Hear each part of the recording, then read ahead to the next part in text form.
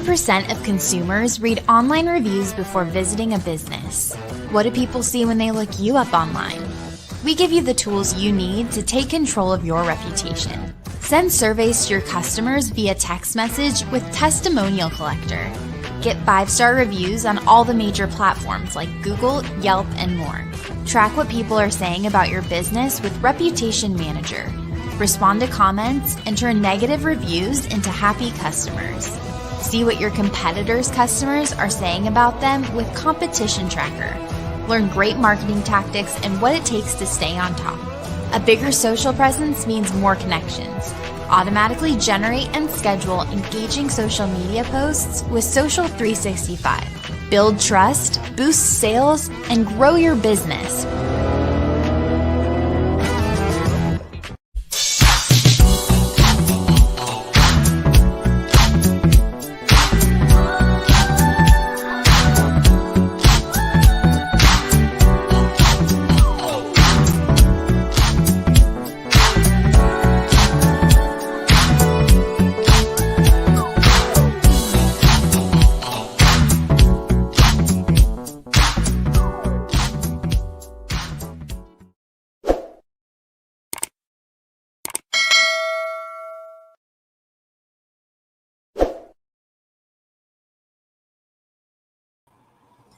Hey everybody, hi there. Welcome back to another day in the life of an entrepreneur. I am Rose and we're here with another great show. So before I get started and introduce my guest today, I always want to thank my followers. If you are following on your very favorite podcast platform, iHeart, wherever you are listening, wherever you are downloading, I see you. I appreciate you. Thank you so much for being dedicated and loyal followers. And I do see your questions, so I'm working on those guests.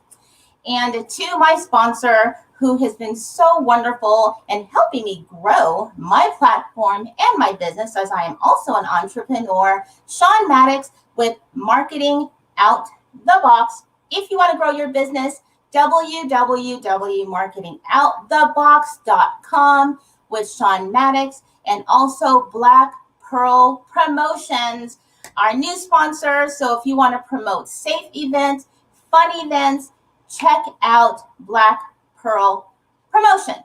So for those of you who might be watching on YouTube, jump in on the super chat and say hello. And if you are not, subscribe and see what the perks are for subscribing. If you are watching live on Instagram, Facebook, or Twitch, jump in, ask some questions. Say hi to our guests. Maybe you just want to connect with them. We shall see. So let's get the show started today. So actually, it just seems like this is like a year for women, right? Because women are doing the thing. I'm telling you, women are growing in business. We need more women leaders in business, founders, developing products. Let me tell you. So here we are. We have these two ladies here. So they're going to tell us all about themselves. Of course, we have Maxine Kozler and Jennifer McGlone, Jacqueline Calder, co-member, director of LBR Ventures, and vice president in business brand and development of the LawChamps, alongside with Jennifer McGlone with 20 years of her legal experience and working with tech companies. They're going to share their knowledge, experience, what they are doing, how they are helping us in our community and businesses. So if you are a business, you guys had better be listening. If you're watching on the replay, then you need to check replay and re-watch the video. That means if you are listening on a podcast, jump in on the website, entrepreneurlifeshow.com, and you can watch the interview and make sure you connect with them. So let's get them onto the show and say hello and welcome them. Here we go. Hi, how are you ladies? Hello. Hello. Welcome to the show. Thank you so much for accepting my invitation. I so appreciate that. Well, thank you so much for having us, and thanks for all your great energy with those introductions. Yes, thank you. I'm excited. It's always great to see women out there doing it because, you know, for so many years, and still some women, we are considered, and I hate to make it sound like this, second class in the business industry, not feeling confident about what we do, or we have the leadership, or because you have that leadership ability. You know what they like to call us when we're in command or wanting to be in command. So first, I'd like to start by asking, just so our viewers kind of get to know you, if each of you can just share a little bit about yourself and what kind of in your growing up in your youth or college years that led you to your career choice and how you started LawChamps. So who wants to go first? Jennifer? Sure, I'll jump in. So I was a lawyer in Silicon Valley for about 20 years. So my background is Stanford Law School, off to Silicon Valley, serving tech companies, mostly as an outside GC. And I'd say I started LawChamps in part to deal with the problem of the cocktail napkins. So every time I would go out to a party, every time I would go out, so my dad is first generation college on the GI Bill. And every time I would hang out with his friends as I was going to college, get stacks and stacks of cocktail napkins. Jennifer, can you do this? Can you give me a trust? I have a problem with my landlord. You know, my business partner and I are having a falling out. Can you look at my lease? And it started as soon as I was just fresh out of college going to law school. And I would say, I'm not qualified to help you yet. I'm still in law school, but they didn't know any attorneys. And then when so it was dealing with the problem of the cocktail napkins. All of us have legal problems. Most of us don't know lawyers. And right now, the legal industry serves the elite. It serves the Fortune 500 company. And we need to get legal into the hands of all of us when we need it most. Even us as entrepreneurs, we need to get legal into our hands. So don't sign that lease just because it was handed to you. Let a lawyer spend a half an hour reading it and explaining it to you. And I'm going to tell you, for example, if a pandemic hits, then the lawyer would have negotiated an out for you into your contract, and you just signed what was handed to you, you would not have that bargaining chip. So that's the idea behind LawChamps. And I felt after I had enough experience and time under my belt as a practicing attorney and helping tech companies from outside that I could get inside.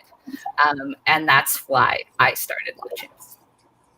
Okay, and now. And now I'm going to tell you, Maxi's going to tell you how she helps us grow. Yes. So, hi, I'm Maxi, or otherwise known as Maxine Kozler Jenniffer. I am the co-managing director of LDR Ventures. We're a venture capital firm that invests in very early stage founders. We specialize in investing in female founders and founders of color.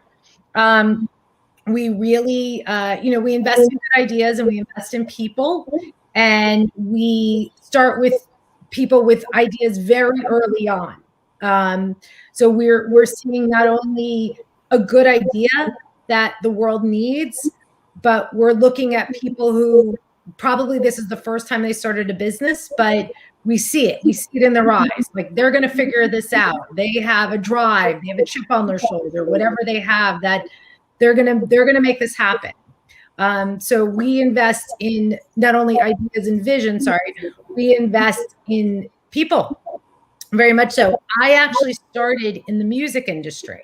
I started in entertainment, specifically music, and hindsight and looking at your past, I truly know that nothing is wasted. Nothing is ever wasted, and everything you do is a piece to get you to where you're eventually going to go.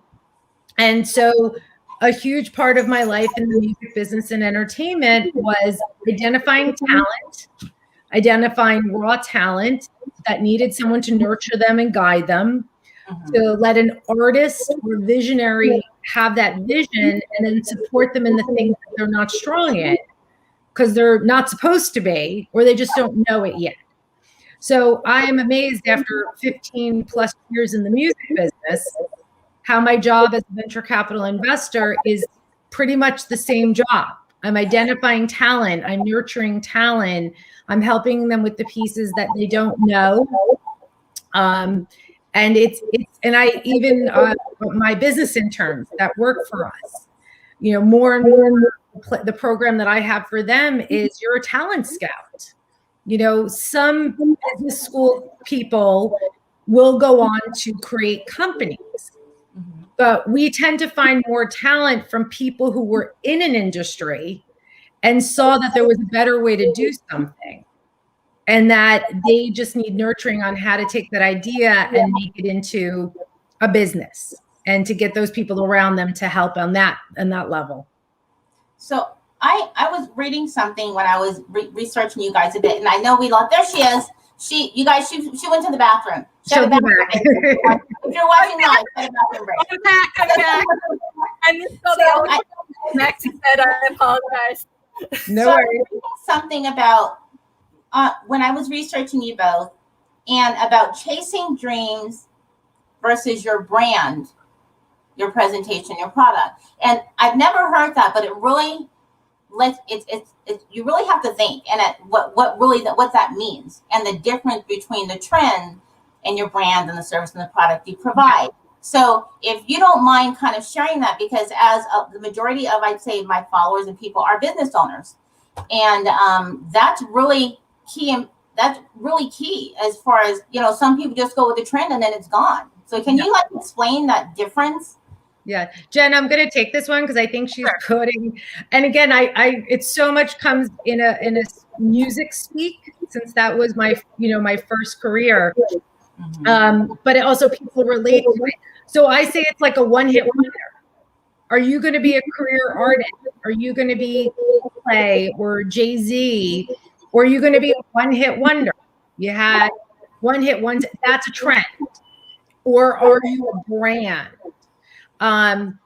So there are some companies that literally have one core anchor product, and they can do very well with it. But at some point, one way or the other, they're going to have to expand their product line. So we call that a product roadmap. What's your product roadmap? You might grab something in the marketplace, but you have to have it sort of all worked out. What are going to be the next releases? What's going to come down the pike? How many sales are there? Some items are a one-time purchase. If you're selling beds, if you're selling mattresses, people are going to buy one. Maybe they have a second bed in the house. That's it. That's done. That's the life of your customer. That's all the money you're going to see from that customer. If you have a beauty product or a food product, that's a replenishable. They're going to buy it every single month, and you're going to want to get subscriptions. And then you're going from cleansers to toners to masks to specialty item. So you might have a great idea, but what's the life of the idea? Is it a one-time purchase from someone, or do you see it? You have to have a big vision. You have to give yourself permission to just think big. Where could we go to? And we even have this at LawChamps, where as we're working with the customers, as we're working with the lawyers, as people are calling in with legal issues, we sit down as a team and we're like, okay, what was the trend in terms of, did we have 50 people call this week about this one particular issue in the state? Wow, we need to make sure, maybe let's put a package. We did it with entrepreneurship, where we kept having entrepreneurs calling saying, well, I have to set up an LLC, I signed an office lease. So we put a package together for the entrepreneurship startup package because we saw what we needed. So you're always learning. You're always iterating. You always have to be looking, what do my customers need and what other services can I provide? But yeah, you have one good idea. That's a nice start. But if you're really going to have a business, you got to think what's going next and next and next. So expanding on what you have, but how can that, I understand exactly what you're saying. So what do you think about then it comes to what's called, people say multiple streams. And revenue streams. A big confusion with what people think are multiple streams, because people have this idea that I get often, and they think they can be on a beach and do nothing and work and just have all these multiple streams, but people don't understand what is actually a multiple stream of income, or is it just you working different stuff, doing different stuff? So maybe you can give on the correct definition of what's considered multiple streams that can grow with you, that you can retire on. You know what I'm saying? And it's still going to make money for you. People sometimes don't understand the difference of what that is. So I think first of all, nobody's sitting on the beach. I mean, everybody's working. And the more money you make, the more you wind up working. And then you got to manage the money that you actually make. So nobody's sitting on the beach for very long. Maybe the weekend, maybe a week off. Yeah. So I think what you're speaking about is multiple revenue streams, which is very smart because you don't want to just make money in one way. You need to have different products or different ways that money's coming in. So you could be selling a particular, I mean, LawChamps is such a great example. So LawChamps matches the consumer with a lawyer. And the lawyers pay a subscription because we're matching them to potential clients every month. Right. But then we have this incredible legal blog where you can look up almost any topic on our blog, and we have legal experts, including Jennifer, weighing in on, hey, now that COVID's, lifting, what are the regulations around tenant evictions, or copyright, or conservatorship, like we have the big Britney Spears case going on. Right. We are becoming such a force and such an authority on legal issues and educating people that we're getting so much traffic to the blog that we can sell advertising on the blog. So we have the lawyers coming in we're getting them potential clients, but then we have this popular blog and we can sell advertising on that. Then we found out over 50% of small firm and single practice attorneys don't even have a website. So we created a website builder. So now we have another product where attorneys come, we build their website and we host their website and we keep it updated, and we're helping with their online reputation. So there you go. We're not depending on any one thing. We're using the brand in multiple, and they all complement each other. Right. I'm glad you said that, how you broke it down the way you did, because I've said on other podcasts how I'll have, and I'm just using this as an example, someone will, and there's nothing against any businesses I'm saying, so I don't want anyone to take this out of context. So you could be having paparazzi, but then you're selling makeup, and then you're selling, and these are all your multiple streams, and then you have maybe you're doing Legal Shield, and those aren't really multiple, they're not complementing each other. It can confuse the consumer, for one, because there's so many different brands.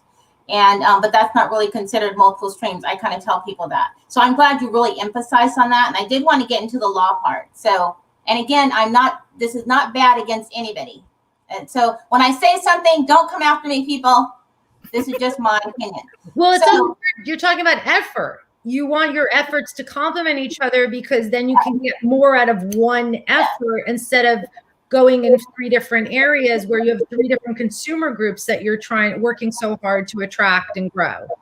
Right. So as an entrepreneur myself, I have quite a few people that, they'll call me and I'll see Legal Shield. There's nothing wrong with Legal Shield.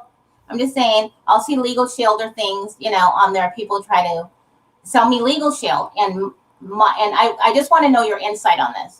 So I usually tell people, if you have like a tax person, you should always have a good tax person that you hang in there with 3-4 years, because they have to get to know your business and you have to be honest about your business.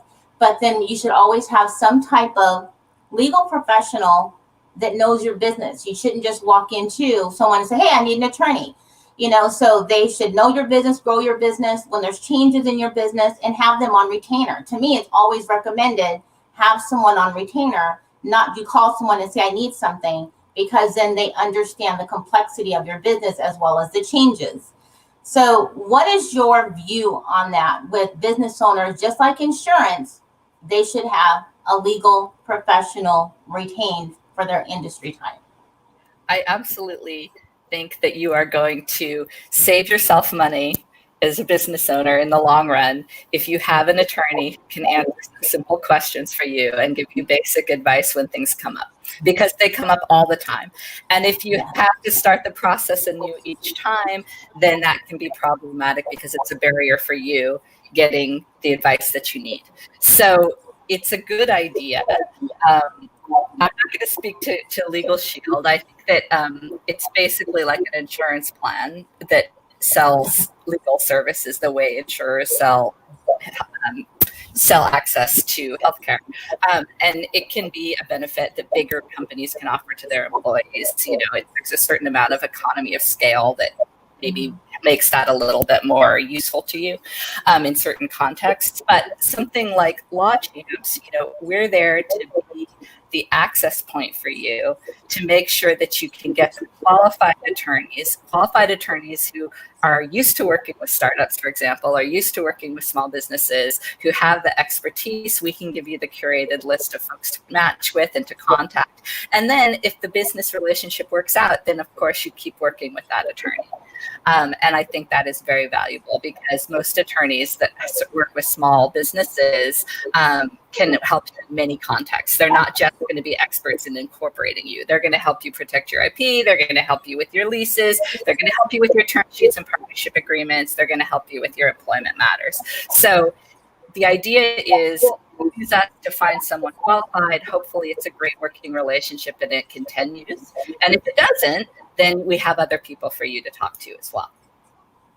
So if a consumer like myself, or, and I usually tell, if they're looking for an attorney, if we can just go into your side a bit to see how it works, if we are in search of someone wanting to change, maybe start an LLC, or knowing if we're ready to have an LLC. So for example, I have many people, I'm sure you see this on social media, and people will go out on Facebook and Instagram, hey, should I start a business? What kind of business should I start? Which I think is a crazy question when people ask that. Or should I do an LLC or an S Corp or a C Corp? And sometimes I want to chime in and say, if you don't even know, you shouldn't be on Facebook asking. So, and that's ask an attorney. But I'm sure I see it a lot. But I don't want to get anybody pissed off at me, so I don't say anything.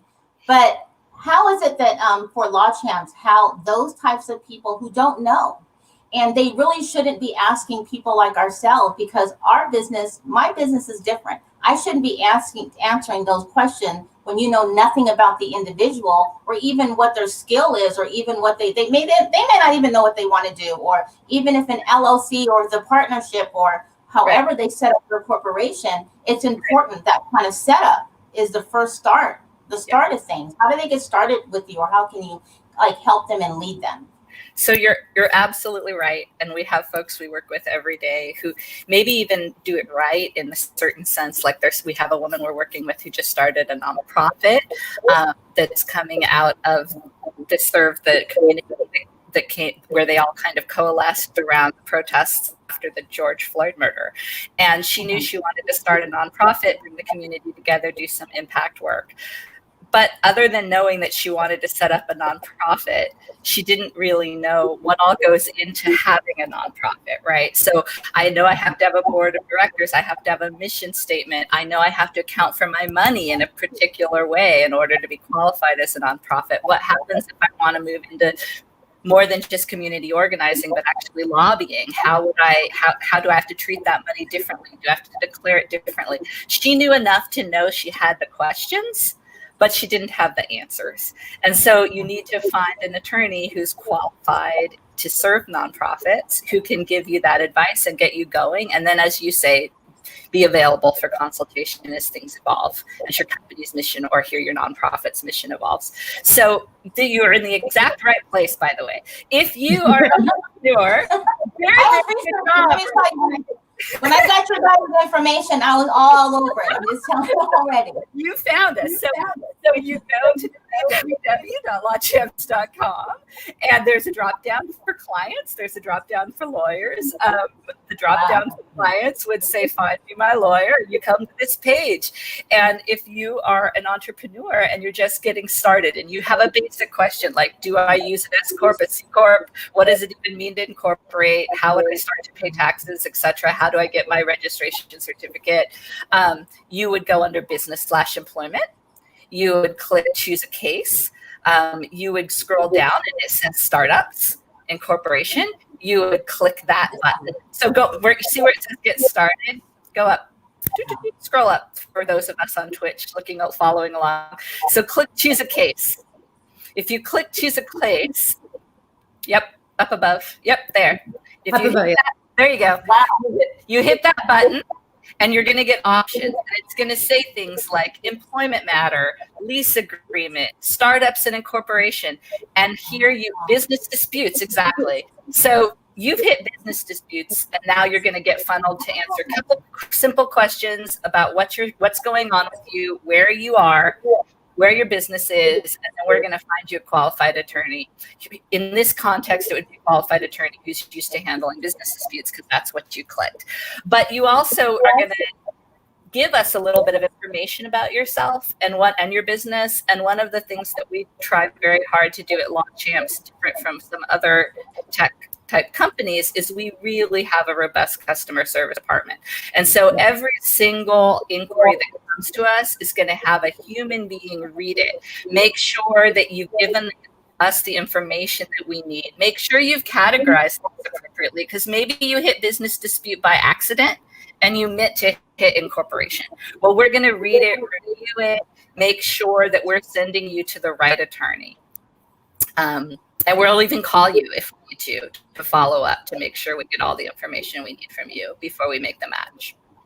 Yeah, I wanted to chime in here. Jen's exactly right. Our customer success team is unbelievable. You just pick up the phone, you call them, because as you said, Rose, a lot of people don't even know what help they need.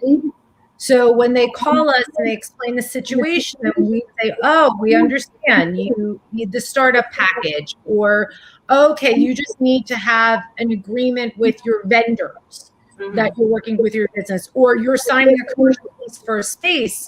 You need an attorney who can review a commercial lease. And so our team will walk through what kind of attorney you need based on you explaining it to us. And then we can start guiding you. And there's a lot of times in entrepreneurship where you need two different types of attorneys, depending on what the matter is. And then there's a lot of our attorneys can take care of multiple things because they really specialize in helping certain groups and they have years of experience. But our team will help walk people through, because we get that all the time, is they know they need help, but they're not even sure what type of attorney they need and who could really give them full service. I'm glad you said that about the type of attorney. And then I kind of want to get back to when we get to like your marketing and your branding. So because for myself, I have a trademark, and then I have for my trademark attorney. And then I didn't really understand the importance of that trademark. It took me a while to figure that out. And so I had a trademark attorney on because I wanted to understand it more, and people get it and then they do nothing with it. And they don't, well, now that you got it, now what do you do? Right. And so, and then of course that I have an attorney that I keep on retainer because of my practice. I deal with financial stuff. And so I have areas of omission, insurance, and all this other stuff, what goes along with that. But then some people don't even realize selling products online, and they're using those third-party portals or their own payment apps, that then there could be issues with cyber, through stuff like that. And I sometimes people don't understand that. And I'm just like, when I meet clients and I say, well, what are you using? What merchant provider are you using? Have you looked at what they cover, what they don't cover? Because, when people, if their credit cards get breached.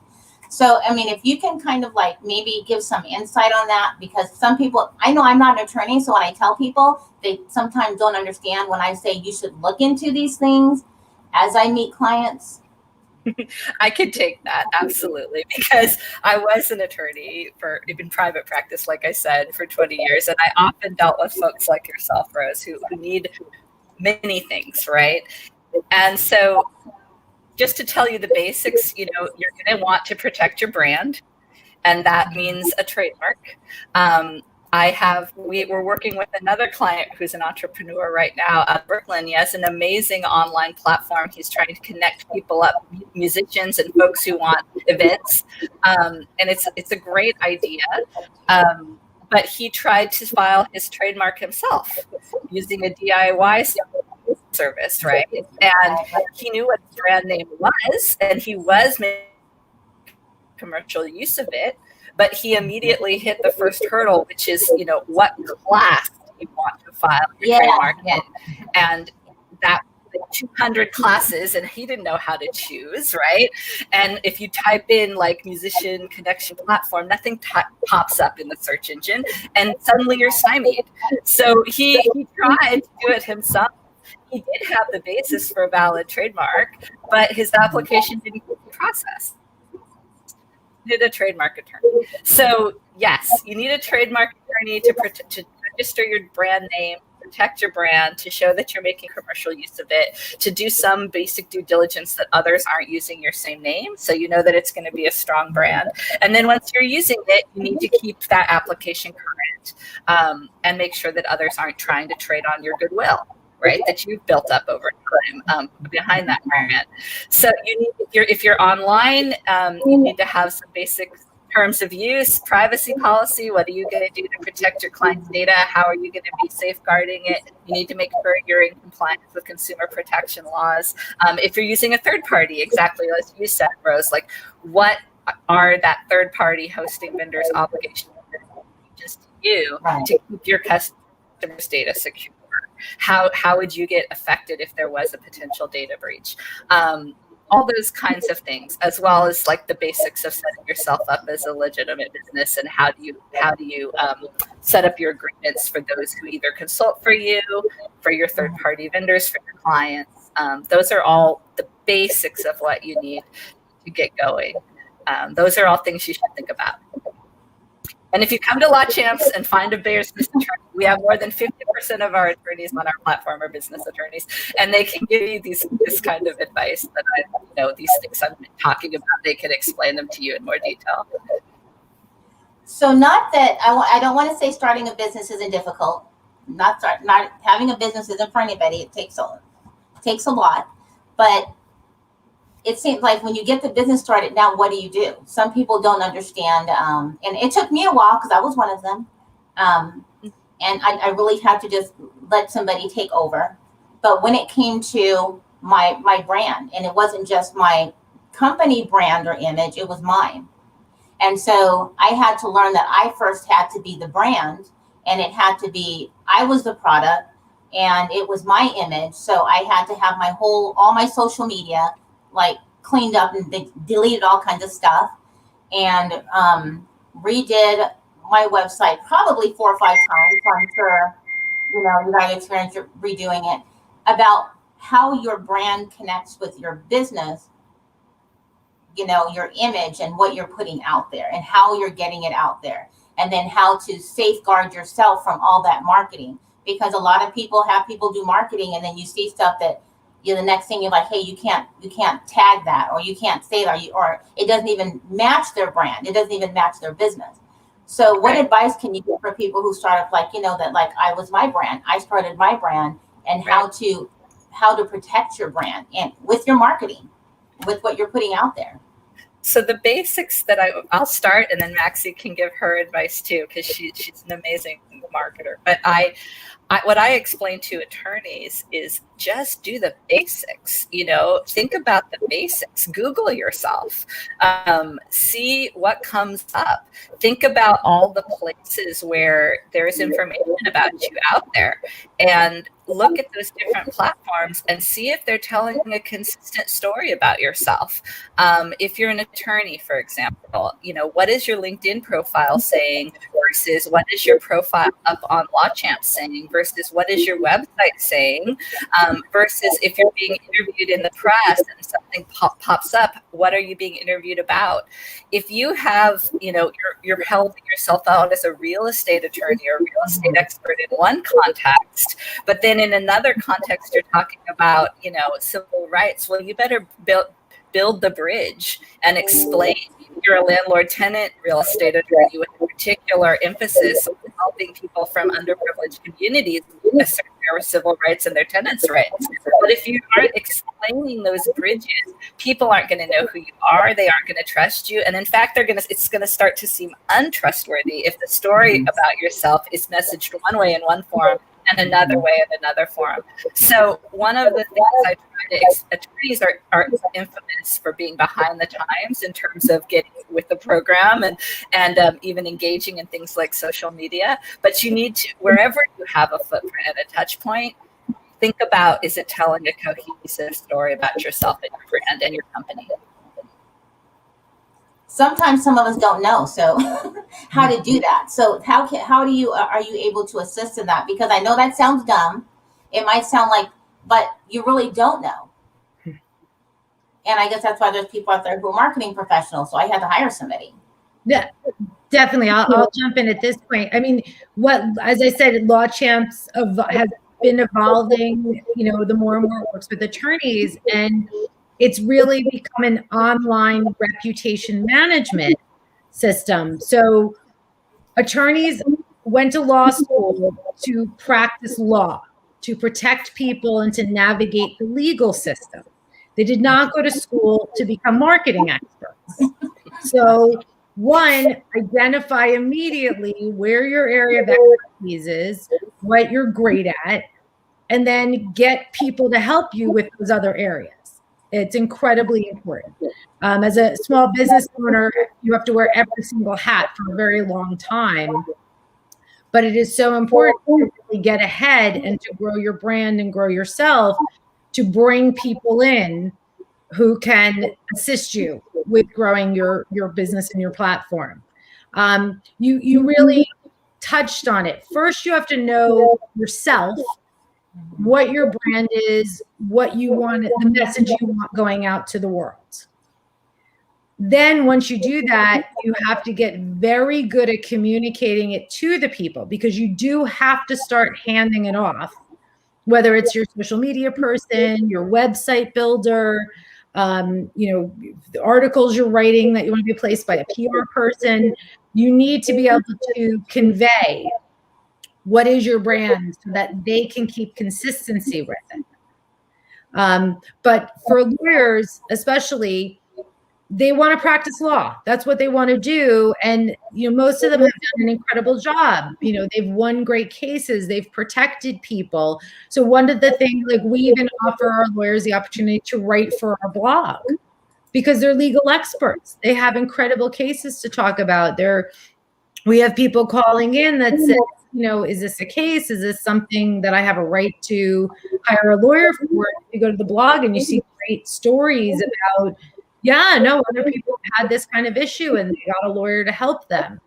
So in terms of the marketing piece, you have to know what you're great at, know what your passion is, whether you're an attorney or you make incredible beauty products and you're an expert at making the best beauty products, but then you need help getting the word out about it. And maybe you make all organic beauty products, or a lawyer's, I work with landlord tenant issues. That's their specialty. So then you need to make sure that the people helping you show what an expert you are. So we highlight our lawyers to show that they are experts in their field. And whatever you do, you and anyone who works with you, they need to keep, as Jennifer said, they need to keep showing your credibility in everything they do, with every post or article or highlighting, work you've already done. So I want to get to contracts and agreements, because as I deal with payroll. Some people don't understand payroll and HR, two different things. I have to keep saying this all the time. And they don't have organizational agreements, or they don't know what one is, or company policies handbook, or employee handbooks, or they don't have bylaws. They don't do company meeting.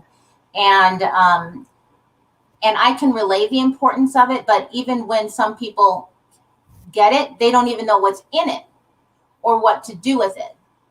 Or, and I often have people where they have employee handbooks, and the people don't even know what's in the employee handbook, nor the employer, nor my client. So, and I'm sure you've heard that. So sometimes they, why do you have it? Because you don't know what's in it. So, right. Can you give some of education on that, and how you can help, and how they can understand they have to know what these things are, and then what's in them? Yes. So, so the basics. Okay. Let's just start with an employee handbook, for example. most states, I'm in California, where we have relatively strong protections for employees in our state. But what for employees and an employer, you have to be aware of that. But what it basically boils down to is that you can't discriminate unfairly between one set of employees and another. And you have to do what you say you're going to do. And when you get into trouble as an employer, it's usually because you either aren't doing what you say you're going to do, what you've promised, or you're treating people differently, or at least it appears that you're treating people differently for no good reason.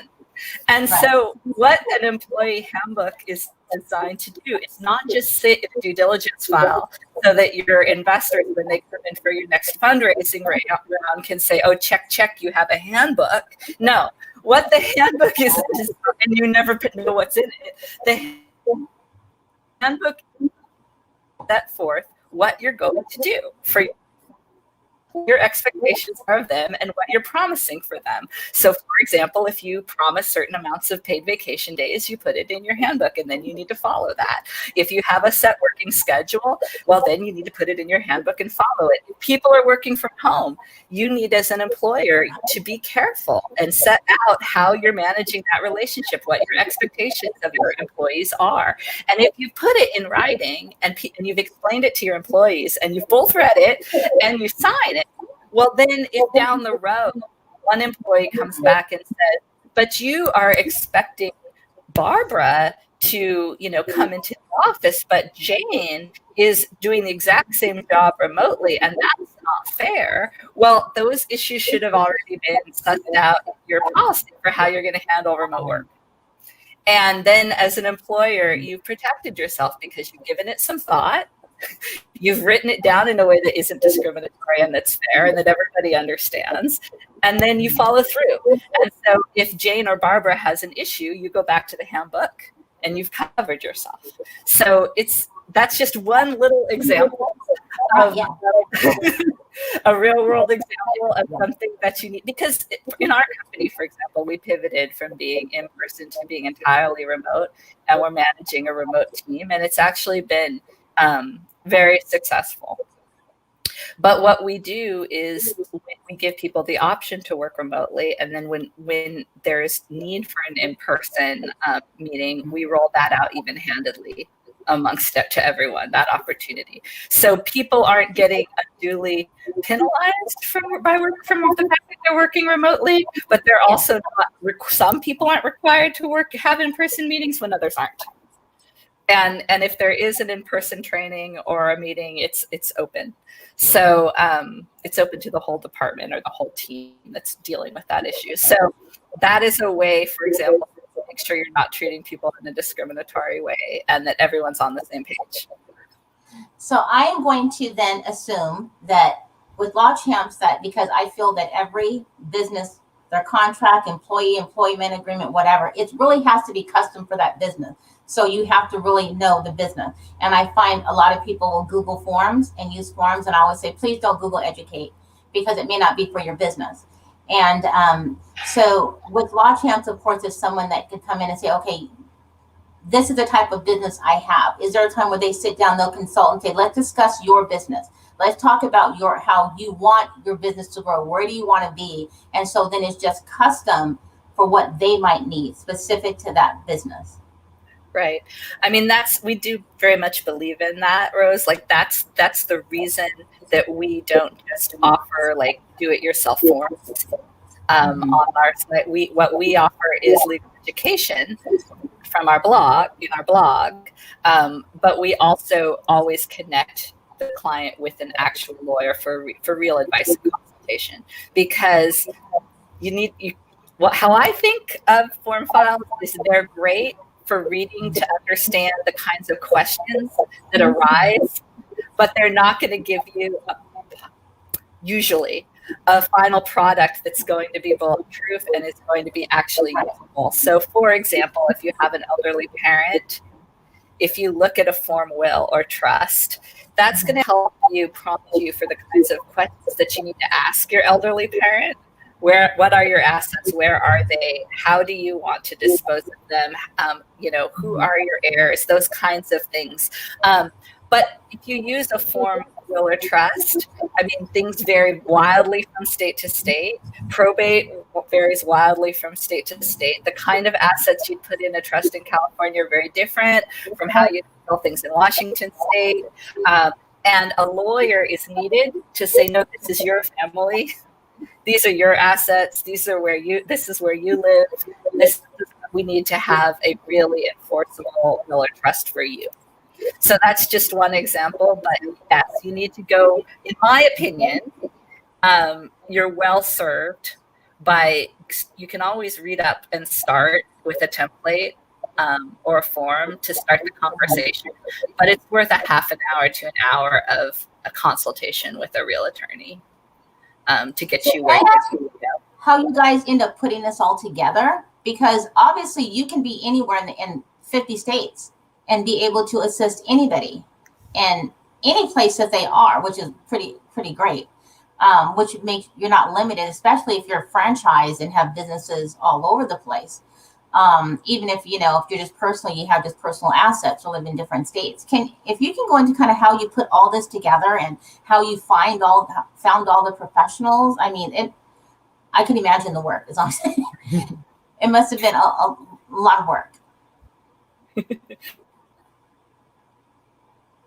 And I would say for the other entrepreneur in one market, start in one place, build up your client base. For us, we have a double-sided platform, right? So it's build up your attorney base as well as your client base, and then grow.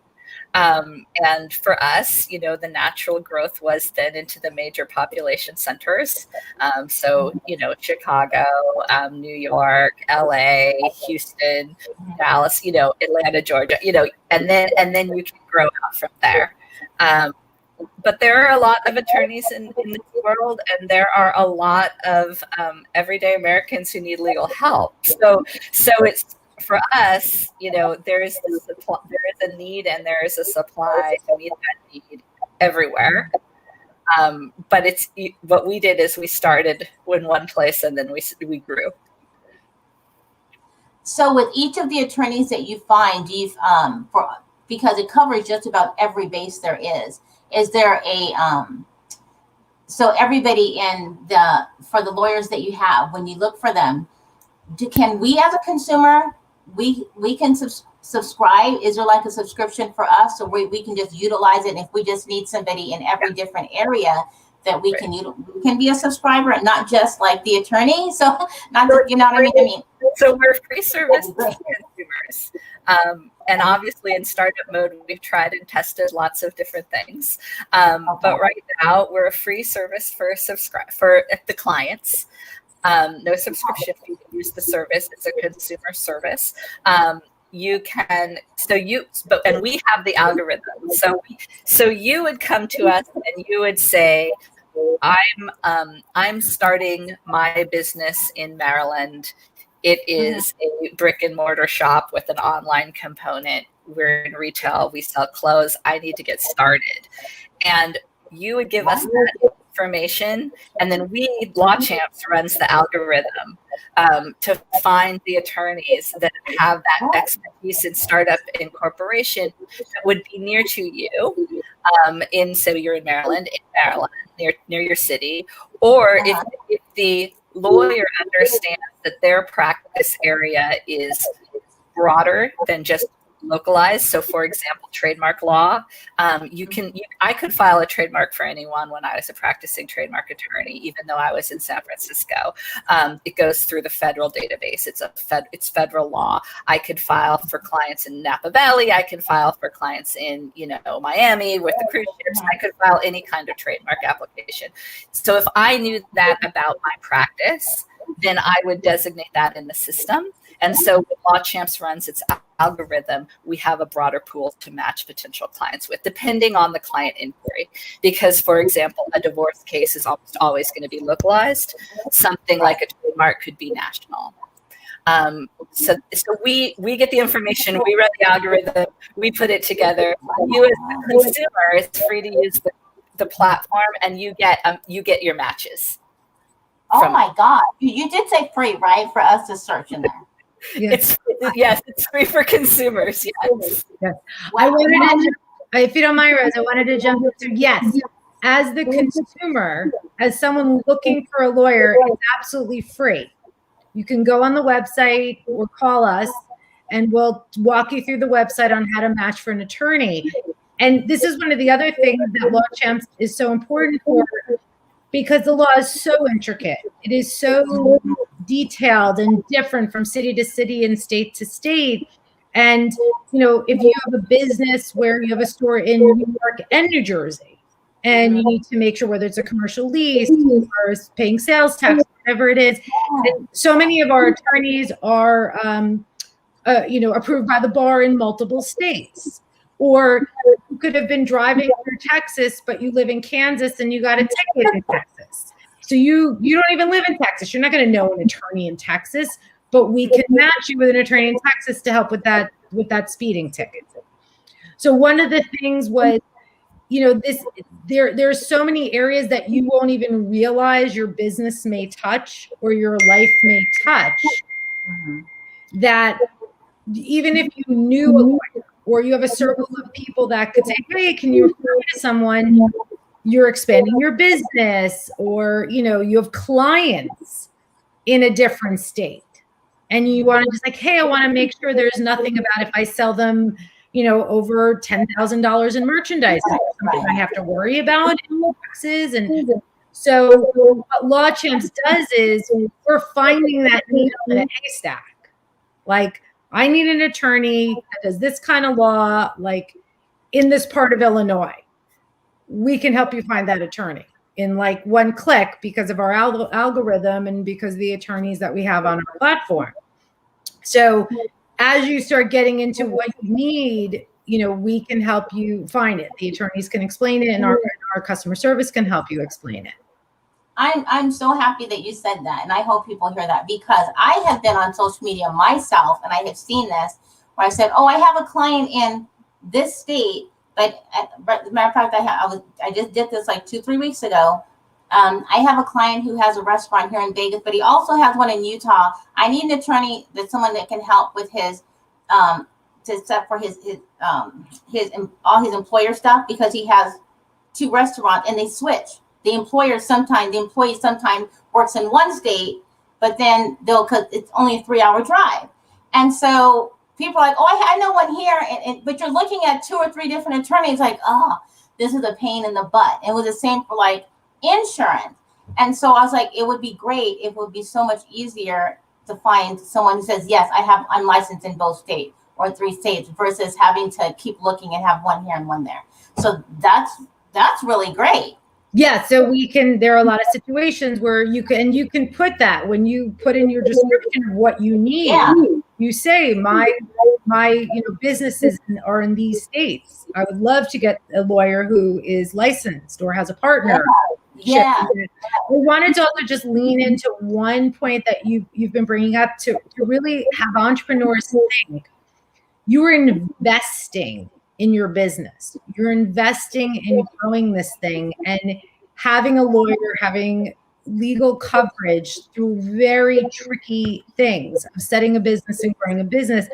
You're investing in the business, because if that first partnership agreement, that first lease, properly, incorporating, if it is not done right the first time, it's going to stay with you for the course of the business. Like the same way, and the same thing with an accountant. I completely agree. But as an accountant, you got to do it right from the start.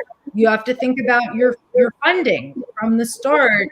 That make sure you invest in the future of this business by setting it up right. Well, this was so informative, and now I don't feel like people think I'm annoying, because if you watch any of my shows, I've said a few of these things. I can't do it, but I can tell you that's what you're supposed to do. I just don't know, how to connect people in the right way to do that. So it's really, this was really, really informative. And so I'm hoping that people will get a lot out of the show, and they can really visit the site, because there's a lot. I just want to kind of go back to it. I just really like the site, but 2, on how it works, if you don't mind. So I want to go to, for those who are watching, and if you are going to go in on the replay, I just want you to see how you can maneuver around, how you can connect with them, because it could be something that you might need, and that I was sure if you're a business owner, or maybe you're thinking about being in business, or you just started and you didn't set it up right. It's never too late, to get it right. So scroll down so they can see Find My Lawyer. This is it. This is all you need to see. It's on the home page, Find My Lawyer. So if you have a commercial lease, go to the real estate section. Most of your listeners are going to be in the first category of business and employment. Do you have to have documents for employees? Do you need to set up your LLC?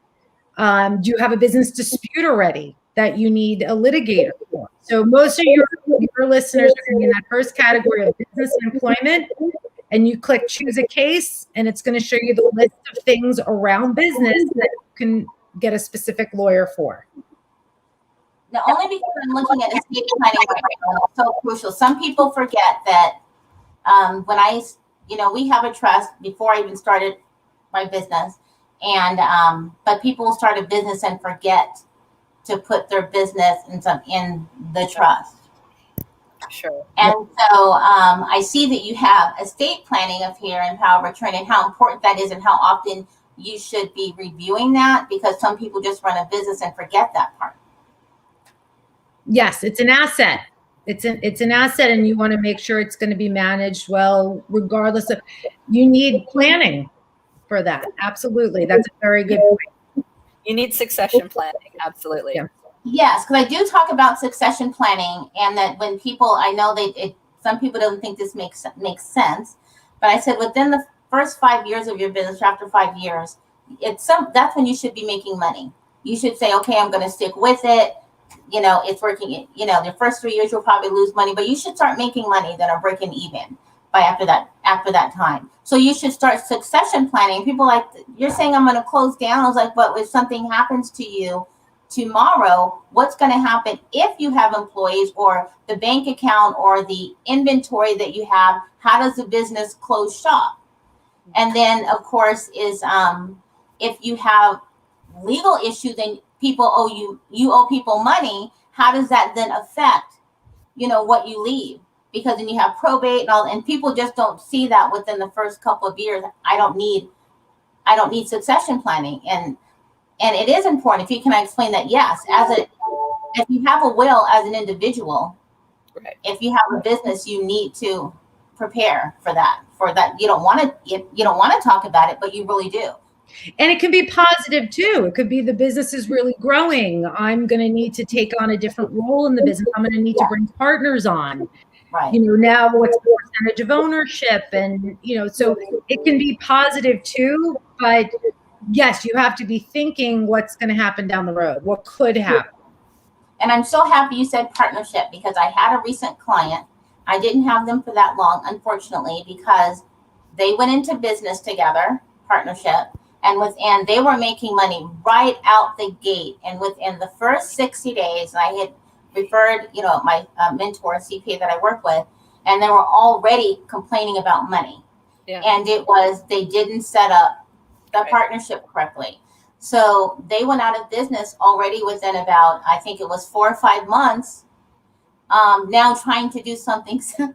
Right. So for those who are listening, you should really, if you've gone into partnership with someone or they've invested money, I see people that'll ask for, I want to bring this, GoFundMe, help me start my business. And they will be getting money for like maybe equipment, like to buy a truck.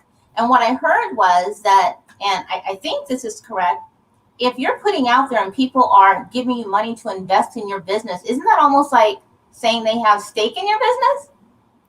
Well, you have to clarify expectations, and I've been in partnership before. Like I was the partner in my own firm, and we have this business now, and it's really important to clarify those expectations and put them down in some form that everybody agrees to, everybody signs before the money is flowing in.